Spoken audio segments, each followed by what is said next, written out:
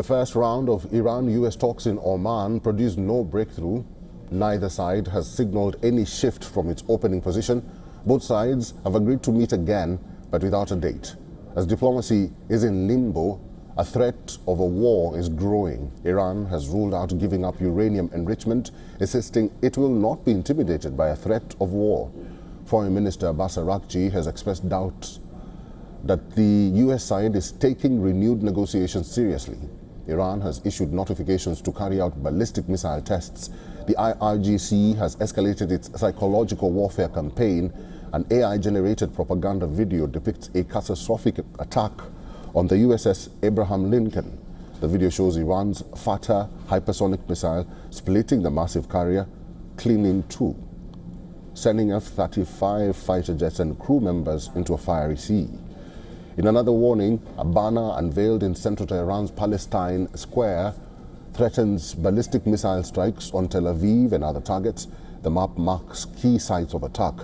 The U.S. has also ruled out, that is, the U.S. has not ruled out the use of military action. President Trump described the talks as very good and said Iran wants a deal very badly. But he added they know the consequences if they don't make a deal. The consequences are very steep. The U.S. already has a massive military presence around Iran. In the West, it has bases in Qatar and Iraq. Reports indicate it can launch fighter jets, including F-15E Strike Eagles, from there.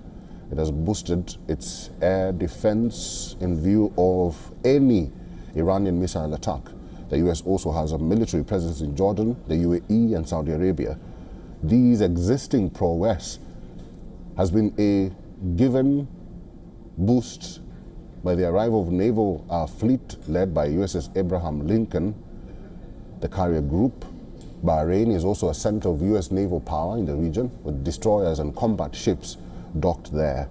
Washington's lead negotiators, envoy Steve Witkoff and Jared Kushner, visited the Abraham Lincoln on Saturday. Sources familiar with the details said the visit was intended to send a message to Iran that Trump has other options if the negotiations fail.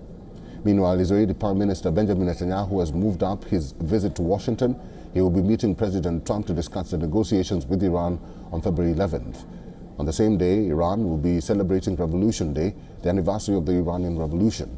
Authorities traditionally grant sentence reductions or releases to selected prisoners on this day, but Iran's judiciary chief has said that detained protesters will be excluded from annual pardons issued to mark the anniversary.